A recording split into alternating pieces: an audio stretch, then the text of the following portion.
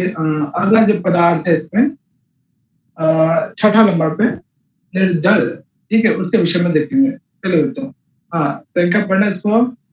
निर्जल नामक जो पदार्थ है छठा, जो तीसरा जो मत है कि जैन दर्शन में 7 पदार्थ है, इन 7 पदार्थों में छठे नंबर पे जो है ये निर्जल नामक पदार्थ। चलो आप पढ़ना इसको। चलो कोई और पढ़ लो, प्रियंका सर ने बताया। हाँ कोई और पढ़ेंगे?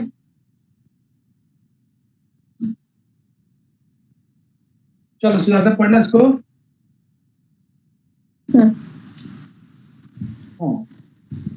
अर्जितस्य कर्मणः तपः प्रवृत्तिर्वे निर्जरः निर्जर ऐक्यम तत्वम। हाँ क्या मतलब हो गया कि जो भी अर्जित कर्म में हमने देखा है कहीं किसी दर्शन विशेष में अर्जित कर्म, प्रारब्ध कर्म या क्रियमान कर्म? वेदांसार में किस संदर्भ में देखा था? वेदांसार में भी मैं ये याद नहीं है। अच्छा, जो हम लोग जीवन मुक्ति पढ़ते हैं वहां पे मिलता है, ठीक है। तो अर्जित कर्म का मतलब, हाँ वेरी गुड, अर्जित कर्म क्या हुआ?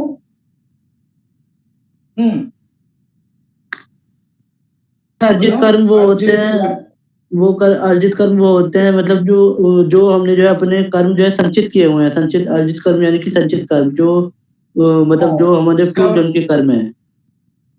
हाँ वेरी गुड। तो अर्जित कर्म को जो है, जो भी आपने पूर्व जन्म में या इस जन्म में किया होगा, ठीक है, उन्हें जो है तप इत्यादि के द्वारा जो है निर्जनम यानी उसे समाप्त करना, दूर करना, ठीक है, वो निर्जन नामक जो है पदार्थ कहलाता है। अब इसमें एक तप क्या होता है, तप के विषय में जो है, ठीक है, जैन दर्शन कहते हैं कि तप किसे कहा गया है। तो किसी ने जैन साधु को देखा है जो इनके जो है प्रवर्तक या उपदेशक कहलाते हैं। हाँ, उनके सर पे बाल होता है क्या? जितने जैन साधु होंगे उनको अगर आप लोगों ने नहीं देखा ध्यान से तो कभी देखना, उनके जो है मस्तिष्क पे जो है बाल नहीं होते हैं, तो वो बार बार उन बालों को उखाड़ते रहते हैं, निकालते रहते हैं। तो जैन दर्शन में जो है केशों को उखाड़ना क्या है, तब कहा गया है, ठीक है बच्चा। इस चीज को जो है थोड़ा सा ध्यान रखना कि तप जो है जैन दर्शन में क्या कहलाता है, वो बार बार जब भी बालों से बाल को निकालते रहे। इसने देखा है? जी भैया। रजत शर्मा जी के प्रोग्राम में ज्ञान सागर जी भी आए हुए थे, तो वहां पे भी देख सकते हो उनके भी जो है बाल नहीं थे, उन्होंने मतलब बालों को उखाड़ा। ठीक है बच्चा, हाथों को उखाड़ते हैं वो अपनी बात, हाथों से नोचते रहेंगे बार बार, ठीक है, नोच नोच के हटा लेते हैं, छिलते नहीं है, हाथों से निकाल देते हैं। तो ऐसा क्यों करते हैं? बहुत कष्टदायक हो सकता है। चलो इसको ये तप को जो है ध्यान रखना कि तप क्या कहलाता है जैन दर्शन में। ये जो निर्जरा या निर्जर नामक पदार्थ ये 2 प्रकार का होता है। ये 2 प्रकार याद रखेंगे, यथाकाल और औपक्रमिक, ये इसके 2 भेद हैं, ठीक है। इसके विषय में ज्यादा डिटेल नहीं देखना। छठा नामक जो पदार्थ है जिसके अंतर्गत ये कहा गया कि जो भी आपने कर्म किए होंगे, ठीक है, उन्हें जो है तपस्या इत्यादि के द्वारा उन कर्मों को जो समाप्त करना, ठीक है, वो निर्जल कहलाता है। वो निर्जल 2 प्रकार का होता है, यथाकाल और औपक्रमिक, ठीक है। ये आपका छठा नामक पदार्थ है। जो तीसरा मत होता है जैन दर्शन में, कि जैन दर्शन में जो है 7 पदार्थ है, उन 7 पदार्थों में से छठा नामक पदार्थ निर्जन है। और अंतिम है जो 7वां मोक्ष। तो मोक्ष यहाँ भी पढ़ा आपने, अलग अलग दर्शनों में मोक्ष पढ़ा। बौद्ध दर्शन में मोक्ष किस नाम से जाना जाता है?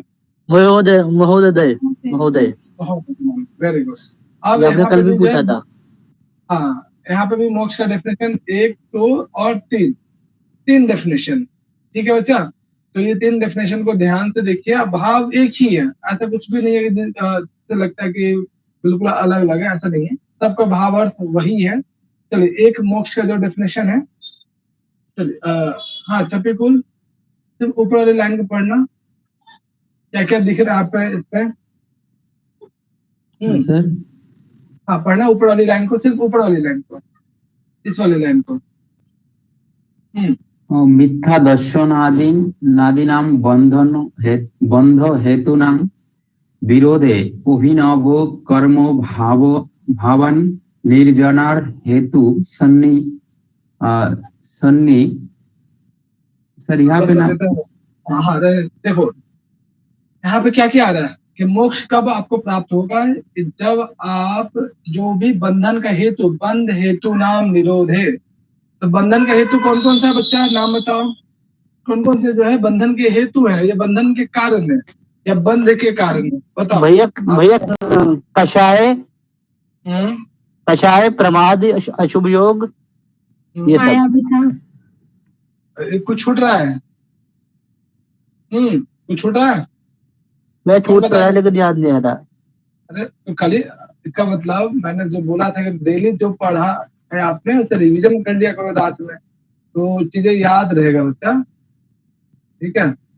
चलो देखो यहाँ पे जो बंधन के जो कारण है, यहाँ पे हमने देखा ना, मिथ्या दर्शन, अविरति, प्रमाद, कषाय और अशुभ योग, ये सब बंधन के कारण है।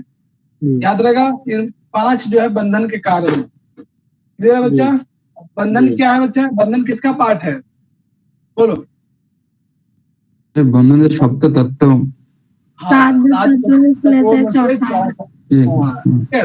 तो पहले के चीजों को याद रखोगे तब आने वाले जो टॉपिक होंगे उसमें आपको इसका यूज होगा।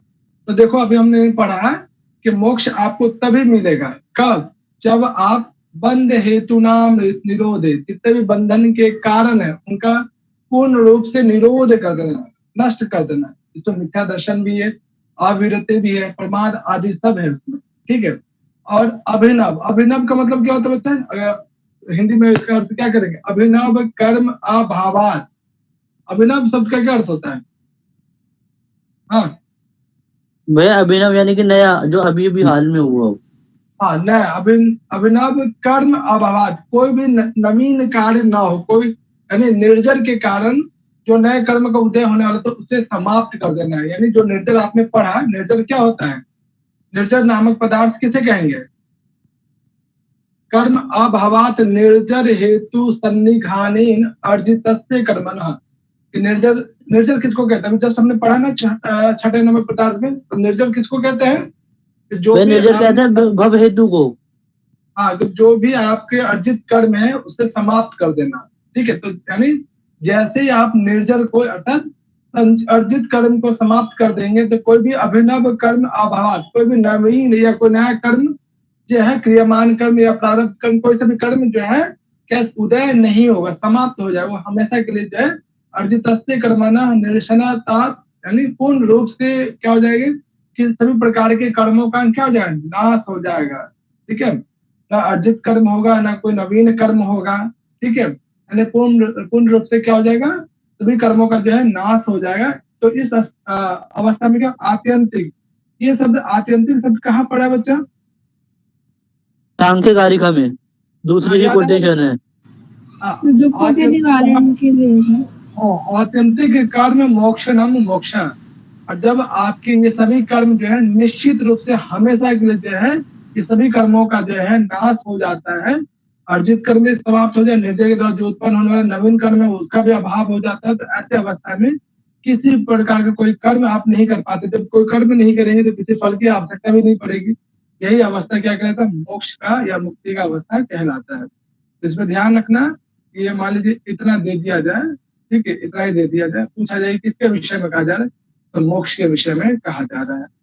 इसी को जो है एक दूसरे शॉर्ट फॉर्म में जो है एक बहुत ही छोटा कि बंध का जो हेतु है, यानी जिसमें मिथ्या, अविरति, प्रमाद इत्यादि है, और जो भी निर्जर है, ठीक है, निर्जर किसको कहता है, अभी आपने देखा, ठीक, अर्जित कर्मों से मुक्त हो जाना। तो बंध के हेतु का अभाव हो जाए, निर्जर का भी अभाव हो जाए, निर्जर के द्वारा सभी कर्मों का मुक्त हो जाना या सभी कर्म समाप्त हो जाना, वो कर्म विमोक्षणम क्या कहलाता है, मोक्ष कहलाता है। सभी प्रकार के कर्मों से मुक्ति हो जाना, मुक्ति प्राप्त कर लेना, अर्थात सभी प्रकार के बंधन का जो है हेतु वो समाप्त हो जाए, निर्जर के द्वारा जो है सभी प्रकार के अर्जित कर्म का नाश हो जाना, यही क्या कहलाता है, मोक्ष कहलाता है। ये वाला खास करके ध्यान रखना बच्चा, इम्पोर्टेंट है ये, ठीक है। ऊपर वाला भी ध्यान रखना है, नीचे वाला भी ध्यान रखना। ये छोटे वाले डेफिनेशन है इसलिए इसको पूछने का चांसेस ज्यादा है। हाँ ज्यादा चांसेस। ठीक है अच्छा, तो दोनों ध्यान रखना, भाव वही है। उन्होंने क्या किया, बस निर्जल के द्वारा उत्पन्न होने वाले सभी कर्म क्या समाप्त हो जाते हैं। थोड़ा डिटेल में दिया है इन्होंने, शॉर्ट फॉर्म में इसे दिया है। ठीक है, नीचे वाले को ज्यादा विशेष ध्यान रखें। एक और है मुक्ति। मुक्ति क्या है या मोक्ष, बात ये एक ही है। ठीक है बच्चा, देखो यहाँ पे इसे भी देखोगे तो वही भावार्थ है। चलो दीपिका पढ़ने इसको। समस्त क्लेश वासनस्य अनावरण ज्ञानस्य सुखे कतानस्य आत्मन अपरि देशावस्थाने मुक्ति। इसमें बताओ ये जो समस्त क्लेश है, क्लेश शब्द आपने कहाँ पढ़ा है या पढ़ोगे? हाँ, योग दर्शन के 5 योग क्लेश। दर्शन। हाँ, पंच क्लेश है ना, वहां भी पढ़ोगे। ठीक है, जैसे पंच क्लेश समाप्त हो जाते हैं। कौन कौन सा होता है पंच क्लेश? भैया योग दर्शन के अनुसार बताने हैं ना? हाँ भैया ये होते हैं अस्मिता, राग, द्वेष, अभिनिवेश, छूट गया तो छूट गया। अविद्या, अविद्या, अस्मिता, राग, द्वेष और अभिनिवेश। Very good. चलो, तो जैसे सभी प्रकार के पंच क्लेश का नाश होता है, तो उन पंच क्लेशों से उत्पन्न होने वाला जो भी वासना वो भी नाश हो जाता है, और अज्ञान का आवरण हट जाता है, अज्ञान का आवरण उत्पन्न हो जाता है, और एकमात्र सुख, ठीक, आत्मरूपी जो सुख है उसकी प्राप्ति होने लगती है। वही अवस्था जो है मुक्ति या मोक्ष की अवस्था कहलाता है। तो मुक्ति क्या है, मोक्ष क्या है? ठीक है, तीन जो डेफिनेशन यहाँ पे मोक्ष संबंधित चीजें देख रहे हैं, ध्यान रखिएगा। ये जैन दर्शन के संदर्भ में है। अलग अलग दर्शनों में कैवल्य है, मोक्ष है, अपवर्ग मोक्ष है। ये डेफिनेशन कहाँ पे है? न्याय दर्शन, न्याय दर्शन या वैशेषिक या और उनके प्रकरण ग्रंथों में।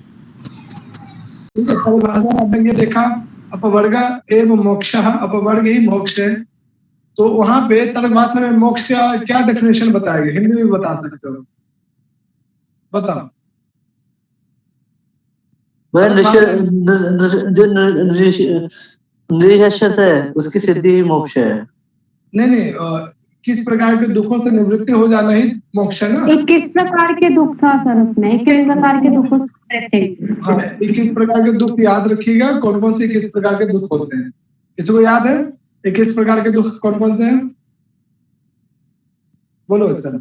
मैं भैया उसमें तो 5 इंद्रिय थी, 6 बुद्धि, एक फिर सुख दुख और एक शायद आत्मा था, आत्मा या बुद्धि ऐसे करके। अच्छा, आत्मा नहीं हुआ सर, सुख दुख, 6 प्रकार की बुद्धि, 5 प्रकार की इंद्रिय, इतना याद है सर। और उनके विषय भी तो आएंगे। 6 इंद्रिय के विषय, 6 इंद्रियों के विषय से उत्पन्न होने वाला ज्ञान। ठीक है, कितना हो गया? 18 हो गया। और एक 18 जो सुख दुख दुख एक छूट रहा है कुछ। ठीक है, तो चीजों को याद। हाँ, शरीर, एक शरीर भी तो है। तो ऐसे याद रखते कीजिए कि किसमें क्या विषय वस्तु है। सांख्य कारिका में क्या है, वेदांत सार में क्या है, तत्संग्रह में क्या है, तर्कभाषा में क्या है। ठीक है, हर चीजों का ध्यान रखिए इसको। ओके बच्चा, तो ये जो है 3 डेफिनेशन जो है मोक्ष के संदर्भ में, जो जैन दर्शन के संदर्भ में बताया गया है, याद रखें। अब किसको याद हुआ 7 प्रकार के पदार्थ, वो भी क्रम से। कौन बताएंगे क्रम से? बोलो बच्चा। जीव, अजीब, अश्रव, बंधो, संवर, निर्जरा और मोक्ष। Very good. और कुछ सुनाएंगे? मैं सुना सर। जीव, अजीब, अश्रव, बंध, संवर, निर्जरा और मोक्ष। Very good. हाँ, सिद्धार्थ आप बताओ। जीव, अजीब, आश्रव, बंध, संवर, निर्जर, मोक्ष। हाँ, वेरी गुड। और कुछ सुनाएंगे आप लोग में से? क्या हुआ? क्या नीतू? मुझे समझ नहीं आ रहा, आवाज नहीं आ रही, और बंद के बाद कुछ समझ नहीं आ रहा, आगे की लाइन नहीं आ रही। अच्छा, सिद्धार्थ फिर से सुना दो। नीतू को जो है क्लियर हुआ नहीं। जीव, अजीब, आश्रव, बंध, संवर, निर्जर और मोक्ष। क्लियर है नीतू? Okay thank you. नहीं सर क्लियर करके कोई प्रॉब्लम हो रही। कोई बात नहीं। हाँ हो गया बच्चा, क्लियर सबको याद रहेगा? जी भैया। चलो उसके बाद चौथा मत आता है कि जैन दर्शन में जो है 9 तत्व है, यानी हमने 2 पढ़ा, 5 पढ़ा, 7 पढ़ा, 9 में ऐसा क्या है जो अलग है? कौन सा 2 तत्व इसमें ऐड हो गया है? भैया पाप और पुण्य। पाप और पुण्य। तो पहले पुण्य है फिर पाप है, इसका क्रम भी याद रखिएगा। ठीक है बच्चा, सारा सेम वही है, बस आश्रम से पहले पुण्य और पाप ऐड कर दिया जाए, बाकी सब सेम। क्लियर है? कोई जी डाउट? भैया। चलो नहीं भैया। अब एक सिद्धांत आता है अनेकांतवाद। ये अनेकांतवाद का सिद्धांत क्या होता है? कोई बताएंगे क्या कहलाता है अनेकांतवाद का? जैन दर्शन का एक सिद्धांत है अनेकांतवाद। किसी को आइडिया? तो ध्यान रखना कि बौद्ध दर्शन के बहुत सारे सिद्धांत हैं, उसी प्रकार जैन दर्शन के भी बहुत सारे सिद्धांत हैं। अनेकांतवाद या स्यात्वाद या सप्तभंगी न्याय आगे पढ़ेंगे हम लोग। ठीक है, जैन दर्शनवादी कहते हैं अनेकांतवाद को फॉलो करते, वो कहते हैं किसी भी तत्व का पूर्ण रूप से जो है उसका स्वरूप बतला पाना या उसका ज्ञान हो पाना संभव नहीं है। ठीक है, तो ऐसा जैन दर्शनवादी कहते हैं। जैन दर्शन अनेकांतवाद में विश्वास करता है। ठीक है, वो कहते हैं कि किसी पदार्थ या तत्व का जो है निश्चित स्वरूप बतला पाना या उसका ज्ञान हो पाना संभव नहीं है। ठीक है, उसके लिए जो है इस न्यायकांतवाद अनेकांतवाद को सिद्ध करने के लिए या फिर इसका वर्णन करने के लिए एक न्याय बताते हैं, सप्तभंगी न्याय। कोई बताएंगे सप्तभंगी न्याय होता क्या है? किसी को आइडिया? सर स्यात् अस्ति स्यात् नास्ति, स्यात् अस्ति च नास्ति च, आगे अस्ति नास्ति अस्ति च नास्ति च, नास्ति स्यात् अस्ति स्यात् अस्ति स्यात् नास्ति स्यात् अस्ति च स्यात् नास्ति च स्यात् अवक्तव्यम्। स्यात् अस्ति च अवक्तव्यम् स्यात् नास्ति च अवक्तव्यम् स्यात् अस्ति च स्यात् नास्ति च अवक्तव्यम्। Very good very good. ठीक है, यानी किसी भी पदार्थ को जो है बताने के लिए जो है सप्तभंगी न्याय यानी जैन दर्शन जो है एग्जाम में कई बार पूछा गया, या तो अरेंज फॉर्म करने के लिए अनेकांतवाद के सिद्धांत को अरेंज करें या सप्तभंगी न्याय के सिद्धांत को अरेंज करें। ठीक है, उसमें जो स्यात् शब्द पहले यूज होता है, प्रत्येक वाक्य में स्यात् शब्द लग जाए। आप सभी से एक क्वेश्चन है कि यहाँ पे जो स्यात् शब्द है यह शब्द रूप है या धातु रूप है या कुछ और है, या निपात है या अवयव है, क्या है? भैया ये धातु रूप है। हाँ, लगेगा आपको कि ये धातु रूप भी है, लेकिन यहाँ पे जो जैन दर्शनवादी है वो धातु रूप में प्रयोग नहीं करते, एक निपात के रूप में प्रयोग करते, एक अवयव के रूप में वो प्रयोग करते हैं। जी हो सकता है। हाँ, व्याकरण की दृष्टि से ये धातु रूप है, ये बनेगा आपके अशुभवी धातु से। बिल्कुल ठीक है, तो यहाँ पे सब डिटेल दिया गया है। ठीक है, यहाँ पे आप लोग देख लेना कि देखने में आपको लगेगा तिगन का रूप है, लेकिन वास्तव में ये तिगन का रूप जो है नहीं है, ये जो है एक अवयव एक निपात है। ठीक है, भाई इस निपात का अर्थ क्या है फिर यहाँ पर? अनिश्चित अर्थ में। ठीक है, हाँ ठीक है, यहाँ पे पूरा डिटेल दिया हुआ, आप इसे पढ़ लीजिएगा, ये आप लोग को एक्स्ट्रा ज्ञान के लिए। यहाँ पे जो आपके एग्जाम के पॉइंट ऑफ व्यू से जो इम्पोर्टेंट है, ठीक है, वो आपको ये बोला जाएगा, ये पूछा जाएगा कि सप्तभंगी न्याय या स्याद्वाद न्याय या न्यायवाद क्या होता है या अनेकांतवाद क्या होता है। ठीक है, जिसे आप लोग क्रम से याद रखेंगे। चलो देखो यहाँ पे पहला है स्याद् अस्ति। चलो इसे कौन एक्सप्लेन करेंगे? स्याद् अस्ति बोलो सर। बस स्याद् अस्ति मतलब शायद है, यानी कि है, उसकी सत्ता है, लेकिन उसकी सत्ता अभी जो है एक तरह से जो है ना निर्विकल्पक है, सविकल्पक नहीं है। मतलब कि जैसे हम बोलते हैं ना कि तर्कसंग्रह में आया है कि कोई आया है, तो जो सत्ता है वो है यहाँ पे कोई वाली सत्ता है, भी कंफर्म नहीं हुआ कि वो सत्ता क्या किस प्रकार की सत्ता है। हाँ ठीक, इसे एक लौकिक एग्जांपल भी समझ सकते हो आप लोग। कई बार आपने अनुभव किया होगा, किसी व्यक्ति विशेष को देखा हो 10 साल बाद या फिर कुछ 1 घंटे 2 घंटे या फिर 2-4 दिन के बाद व्यक्ति को दूर से देखते तो कहते शायद वही है। वहां पे आप कंफर्म नहीं हो रहे, फिर भी आप क्या कह रहे हैं? शायद वही है। शायद वो है, ठीक है। तो वहां पे क्या आप कंफर्म नहीं कर पा रहे कि वो व्यक्ति विशेष या वस्तु विशेष वही है कोई और है, तब आप क्या कहते हैं, शायद अस्ति, शायद है, हो सकता है। भैया मेरे ख्याल से इसका ये कुछ न, इसका जो रूप है वो कुछ ना कुछ तर्क संग्रह में संशय से मिलता जुलता है। बिल्कुल बिल्कुल बिल्कुल। दूसरा कंडीशन क्या बन सकता है, शायद न अस्ति, शायद नहीं भी हो सकता है, वो वस्तु जरूर नहीं कि वही हो, जरूर नहीं होगी कि वो वस्तु वही नहीं हो, ये भी हो सकता है ना। यानी किसी को देखते हो आप, ठीक है, दूर से, तो आप कहते हैं शायद वही है, वहां पे आप संशय बना रहता है, फिर कहते हैं शायद न अस्ति, शायद नहीं भी हो सकता है, ठीक है। ये चीजें समझ में आ रही है, कैसे किसी वस्तु विशेष के बारे में या किसी व्यक्ति विशेष के लौकिक जीवन में कैसे आप इस सूत्र को घटित कर सकते हो। समझ में, शायद अस्ति, शायद का मतलब अनिश्चित, जहाँ पे संदेह हो, ठीक है। शायद न अस्ति, शायद नहीं भी हो सकता वो, ठीक है। तीसरा कंडीशन है कि शायद अस्ति च न अस्ति च, इसका क्या मतलब है बच्चा? वो जो चीज वो है वो चीज वो हो भी सकता है, नहीं भी हो सकता है।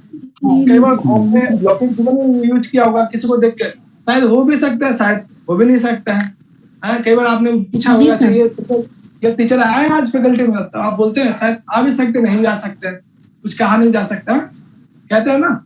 ये तीसरा कंडीशन है जी। चौथा कंडीशन क्या है, शायद अवक्तव्य। अवक्तव्य का मतलब क्या होता है बच्चा, किसको कहेंगे अवक्तव्य? वक्तव्य जो बोला नहीं गया, इसके बारे में बताया नहीं जा सकता हो, ऐसा। शायद अवक्तव्य, जिसके बारे में कह ही नहीं सकते, कहते हैं बता नहीं सकते, यार मुझे नहीं पता। आप कई बार लौकिक जीवन में भी यूज करते हैं किसी के बारे में कि चलो बताओ उसके बारे में क्या, आप बोलते हो ना, मुझे कुछ पता नहीं, शायद कह नहीं सकते, बता नहीं सकते, है ना। तो वहां पे क्या है, और उस पदार्थ के बारे में, उस तत्व के विषय में या उस व्यक्ति विशेष के बारे में आप कंफर्म नहीं है, कुछ कह नहीं सकते, ठीक है। अगला कंडीशन क्या बनता है, शायद अस्ति च अवक्तव्य, इसका क्या मतलब, शायद अस्ति च अवक्तव्य। हाँ बच्चा, उसकी सत्ता है पर हम उसे बता नहीं सकते। हाँ वेरी गुड। शायद अस्ति, शायद है, लेकिन अवक्तव्य, शायद लेकिन कह नहीं सकते, ठीक है। जस्ट छठा देखो, जैसे कि ईश्वर, हाँ ठीक है, शायद न अस्ति च अवक्तव्य, क्या मतलब? भैया उसकी सत्ता जो है, उसकी सत्ता नहीं है और ना ही उसकी सत्ता जो है कही जा सकती है। हाँ वेरी गुड। और अंतिम, शायद अस्ति च न अस्ति च अवक्तव्य, यानी कि उसकी सत्ता हो भी सकती है, उसकी सत्ता नहीं भी हो सकती, लेकिन वो बताई नहीं जा सकती। यानी कि उसका होना ना होना दोनों ही जो है शब्दों से परे है। बिल्कुल। तो ये आपको क्या करना है, इसका तो नाम याद रखना है, सप्तभंगी नय क्या है, या शायद बात पूछ दे, या नए बात पूछ दे, या अनेकांत बात पूछ दे, इसे क्रम से याद रखेंगे। सबके क्रम में आपको एक टेक्निक यूज करोगे तो याद हो जाएगा, कुछ भी जो है आपको अलग से करने की जरूरत पड़ेगा नहीं। कुछ कॉमन दिख रहा है क्या, किसी एक को याद करो सब याद हो जाएगा। हाँ बच्चा, शायद को मन है सब में तो क्या शायद कॉमन है, ठीक है। शुरुआत का 3 और लास्ट का 3 देखो क्या है, शायद अस्ति, इसका विपरीत कर दो शायद न अस्ति, इन दोनों को एक साथ ले लो तो तीसरा बन जाएगा, शायद अस्ति च शायद न अस्ति। ओके, चौथा को भी रुक जाना, ठीक है। देखो 5वां, 6ठा और 7वां क्या हो रहा है, इन तीनों को जैसा ही लग रहा है। 5वां, 6ठा और 7वां में क्या ऐड कर दिया गया, सिर्फ 5वां, 6ठा, 7वां को पहले, दूसरे, तीसरे से कंपेयर करो। हाँ, तो जो पहला, दूसरा, तीसरा याद हो जाएगा तो 5वां, 6ठा और 7वां भी याद हो जाएगा कि नहीं, होगा ना। तो देखो पहला, दूसरा, तीसरा में अवक्तव्यम शब्द ऐड कर देंगे तो 5वां, 6ठा, 7वां बन जाएगा। ओके बच्चा। और चौथे वाले में हमें पता है कि हमें शायद शब्द प्रत्येक में ऐड करना है, तो शायद पद ऐड है सब में, और 5वां, 6ठा, 7वां में क्या ऐड किया है, अवक्तव्य ऐड किया है। तो कभी भी याद करने की आवश्यकता ही नहीं पड़ेगी, यदि आप ट्रिक से पढ़ोगे, याद करोगे तो, ठीक है बच्चा। इस सब जो है ना, हर फॉर्मूला में या फिर कोटेशंस में या फिर किसी के भेद में इस तरह से आप यूज कर सकते हो। क्लियर है, याद हो जाएगा, कोई समस्या इसमें याद करने में? उसको कोई सा भी एक याद कर लो, शायद अस्ति याद हो गया तो इसका विपरीत कर दो शायद अस्ति, इन दोनों का कॉम्बिनेशन ले लो तो तीसरा बन जाएगा। 5वां, 6ठा और 7वां को बनाने के लिए क्या कर दो, इसमें अवक्तव्य सबके लास्ट में जोड़ दो, अवक्तव्य आ गया। और चौथे वाले में हमें पता है कि सबके सूत्र में जो है स्याद सब में कॉमन है। चौथा हो या पांचवा कुछ भी स्याद लिख दिया। और हमने क्या ऐड जोड़ा है पांचवा छठा सातवां में, तो अवक्तव्य जोड़ दीजिए। तो अरेंज कर लोगे ना, मिस्टेक तो नहीं करोगे? बोलो अच्छा, कर लेंगे भैया। मिस्टेक कर लोगे? नहीं, अरेंज कर लेंगे, मिस्टेक नहीं करेंगे। अच्छा चलो सुनाओ विशाल, क्या है ये सूत्र? सूत्र कह लो या सिद्धांत, क्या क्या है सिद्धांत? क्रम से बताओ। भैया कोशिश करता हूँ, अभी अच्छे से याद नहीं हो पाया है। स्याद अस्ति, हाँ ठीक है। स्याद नास्ति, ठीक है। Very good. स्याद नास्ति में ना, स्याद नास्ति में संधि हो गई है भैया, ठीक है, अनुनासिक संधि हो गई है। और फिर है स्याद अस्ति च स्याद नास्ति व स्याद नास्ति च, ठीक है। स्याद अव्यक्त, हाँ ठीक है। फिर है स्याद अस्ति अव्यक्तम, अवक्तव्य, हाँ वेरी हाँ, गुड। स्याद अस्ति अव्यक्तम। फिर है भैया स्याद नास्ति अव्यक्तम। हाँ फिर है भैया स्याद अस्ति स्याद नास्ति अव्यक्तम। हाँ वेरी गुड, ठीक है। तो ऐसे जो है आप सबको याद हो। किसको और किसको याद हो गया? बोलो बच्चा, आप लोगों में से किसको याद हुआ? मुझे हो गया सर, मुझे हो गया। रुक जाने, हाँ रुको बच्चा। इला बताओ, सातो बताओ। हाँ इला सुनाओ, सातो क्रम के अनुसार सुनाओ। स्याद अस्ति स्याद नास्ति स्याद अस्ति च नास्ति च स्याद अवक्तव्यम स्याद अस्ति अवक्तव्यम स्याद नास्ति अवक्तव्यम स्याद अस्ति च नास्ति च अवक्तव्यम। वेरी गुड इला, वेरी गुड। हाँ दीपिका याद है? जी भैया। हाँ सुनाइए। स्याद अस्ति स्याद नास्ति स्याद अस्ति च नास्ति च स्याद अवक्तव्यम, फिर स्याद अस्ति च अवक्तव्यम, स्याद नास्ति च अवक्तव्यम, और फिर स्याद अस्ति च नास्ति च अवक्तव्यम। हाँ तो इसको मिस्टेक नहीं करना, क्रम के अनुसार याद करना। क्लियर है बच्चा यहाँ तक? किसी को डाउट यहाँ तक? हाँ बच्चा चले आगे भैया चलिए। चलो अगला जो टॉपिक है कि जैन दर्शन में उपदेशक कौन बन सकता है, उपदेश कौन दे सकता है, इनके गुरु कौन बन सकते हैं जैन दर्शन के, ठीक है। तो इसमें जो है जैन दर्शन में वही गुरु बन सकते हैं, वही जो लोगों को उपदेश दे सकते हैं ज्ञान का, जो जिनके पास ये सारी क्वालिटीज हो। सारे जो क्वालिटीज यहाँ पे दिया गया है, जिसकी जो है संस्कृत आपको ऊपर में लिखा गया है, देखो यहाँ, ठीक है बच्चा। चलो दो लाइन पढ़ लो। हाँ प्रभात बाबू, 2 लाइन पढ़ने का शुरुआत का। जी सर, 1 मिनट।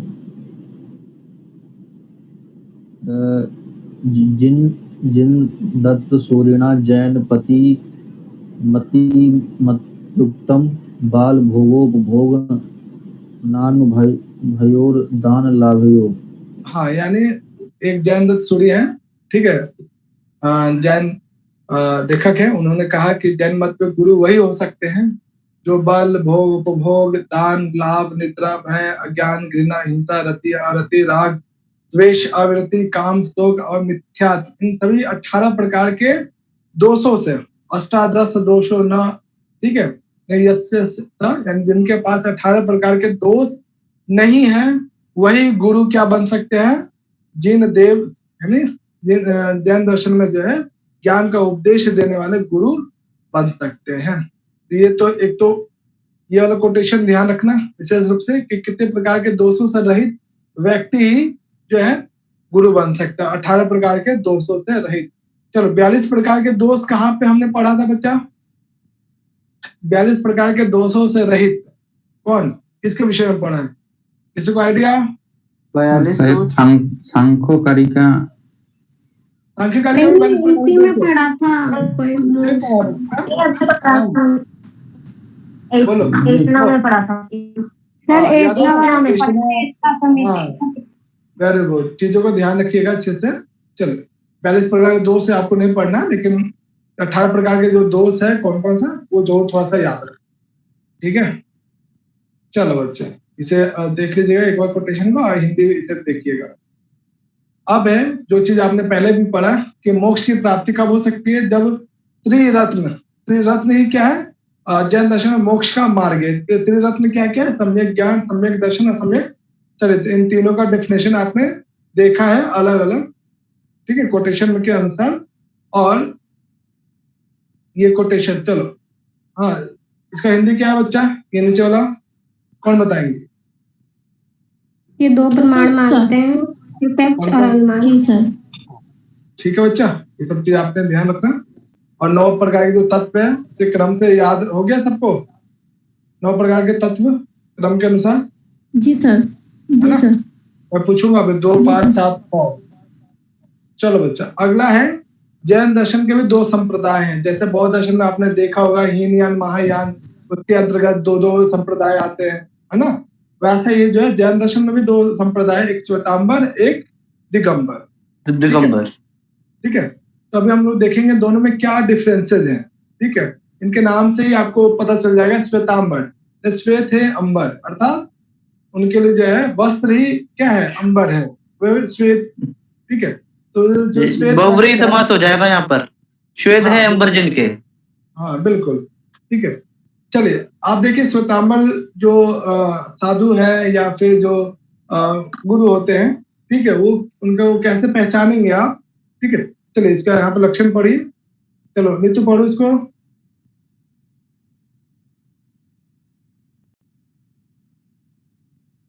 अच्छा पढ़ो नीतू,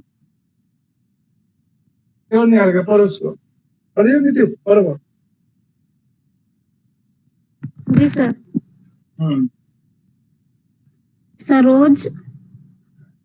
सरोज हरणा भेक्षु भुजो लुक्षित मुर्धजा श्वेतांबरा क्षमाशीला निरसंग जैन साधवा। हाँ, जैन साधु श्वेतांबर कौन कहलाते हैं? जो सर जो हरना, यानी सर के जो बाल हैं, ठीक है, यानी केसों से, यानी उनके सर पे कोई केस होगा नहीं, बाल नहीं, वो बालों को नोचते रहेंगे। ठीक है, भैक्ष भोजो का मतलब भिक्षा मांगने वाले। ठीक है, क्षमाशील होते हैं। निसंग, इन निसंग का क्या मतलब होता है बच्चा? आसक्ति रहित। ठीक है। कुंचित मूर्धजा, इसका मतलब क्या होता है? जब भी श्वेतांबर आगे चलते हैं या श्वेतांबर जैन साधु, तो उनके साथ कोई एक और आदमी होता है, वो जैसे आगे चलते हैं रास्ते के धूल को हटाते रहता है। ठीक है, या फिर उनके हाथ में भी एक झाड़ू टाइप का होता है, जैसे आगे बढ़ते हैं वो साफ करते हुए आगे चलते हैं। देखा कभी आपने? नहीं सर। नहीं देखा है? कभी इधर आना, वेलकम की तरफ जैन साधु बहुत रहते हैं, जैन पूरा सोसाइटी ही इधर। तो वो लोग जब भी आगे चलते हैं ना, तो आगे के रास्ते को साफ करते हुए चलते हैं। साफ करेंगे फिर चलेंगे, साफ करेंगे फिर चलेंगे, ऐसे करते हैं। ठीक है, लोंचित मूर्धजा मतलब हाथ में जो है एक झाड़ू नुमा जो है एक रखते हैं, जिसके कारण रास्तों को धूल को साफ करते हुए आगे चलते हैं। ये क्या श्वेतांबर के लक्षण है, स्वरूप है। ठीक है, अब इसमें क्वेश्चन क्या पूछा जा सकता है? ये ऊपर वाला कोटेशन दे दे या फिर नीचे वाला कोटेशन दे दे, पूछा जाए कि किस प्रकार के साधु का स्वरूप है। तो श्वेतांबर नामक जैन साधु के स्वरूप है। और अंतिम जो है दूसरा दिगंबर। ठीक है, चलो इसको सीधे पढ़ना, इसको चीजें समझ में आई है ना? ये श्वेतांबर का कोई समस्या है यहाँ पे? बोलो बच्चे। चलो हाँ निधि पढ़ना इसको, दिगंबर का।